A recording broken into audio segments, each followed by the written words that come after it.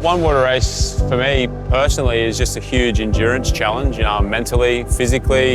You learn a lot about yourself in those situations, and it's just the whole experience that gets me going and gets me back. The last 2 years we've raced, we haven't seen a moose, so I really want to see a moose this year. That's another accomplishment that I'd like to tick off. This race is a beautiful, dark beast. It's the hardest race in the world. I'm not quitting. One of the toughest things humanly possible. What is the ultimate proof of human capacity?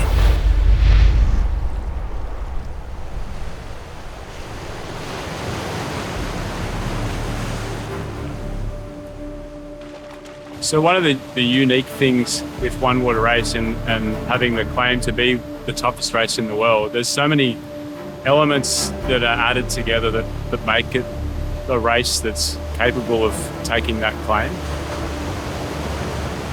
Glenn Wilkinson, Team 3 Australia from Didilibar in Queensland.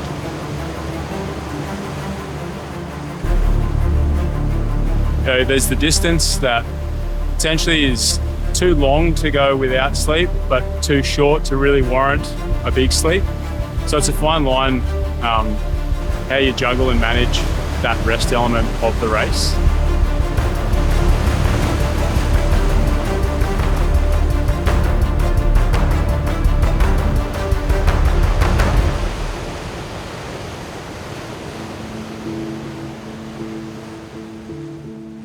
We're in southeast Queensland, Australia, and then the suburb we're in is called Didilibar. I live here with Hayley, my partner, and little Lenny, who's 7 weeks old. And so yeah, just the three of us, which is great. Yeah, we really enjoy it.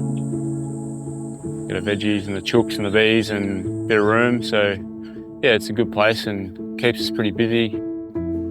I'm self-proclaimed #1 fan of One Water Race. I got so into it because the first year I went over and watched it, and then the second year I was on holidays and pregnant with Lenny, so I had nothing to do except for watch 60 hours of these guys racing. I got very hooked to it. I think it was the best reality TV I've watched ever.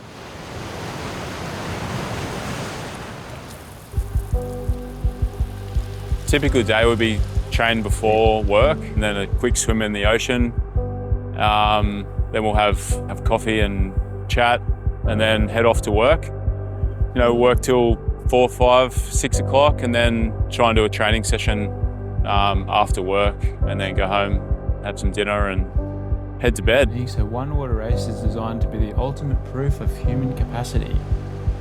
I think the sleep deprivation side of things is a mind game, ultimately, and being aware of what you're going through and how you deal with it, and reading the signs as well.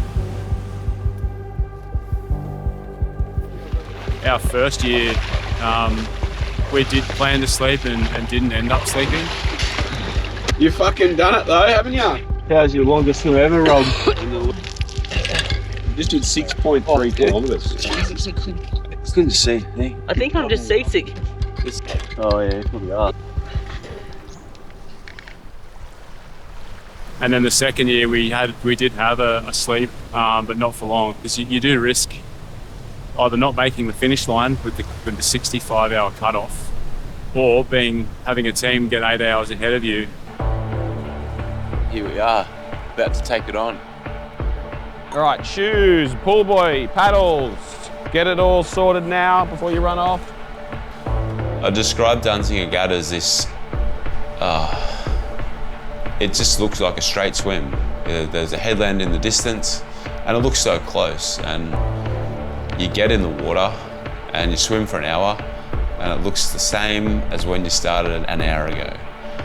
And we swim for another half an hour and it looks the same. So for me, I had a crazy moment of sleep deprivation during the Danziger Gut swim. About halfway through that long swim, I started having time where I didn't know whether I was actually sleeping or I was awake. And, you know, it's just very monotonous. Just swimming, you know, it's quite rhythmic.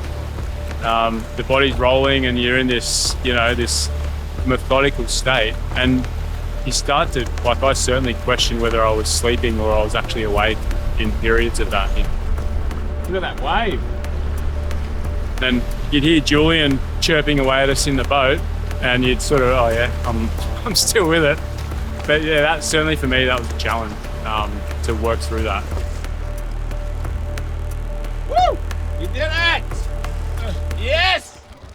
Almost got cleaned up by the ferry, huh? Another interesting thing, which I haven't experienced before, and I'm assuming is linked to sleep deprivation, for 2 to 3 weeks after the race, every time I closed my eyes and slept, my mind was vividly replaying the race. So I could hear the drones in the sky, I could hear Julian in the boat, and my body felt like I was still moving and swimming or running, and like I'd wake up every morning and felt like I'd been back in the race.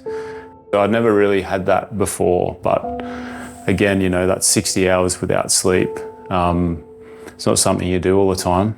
So it was cool to experience, but it did take me a long time to sort of come right and shake that dream, or wouldn't call it nightmare, but replay that I was going through.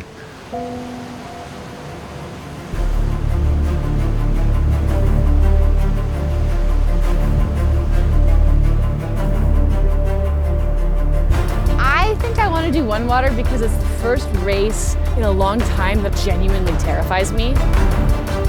This is Main Street. This is our big town of Bend.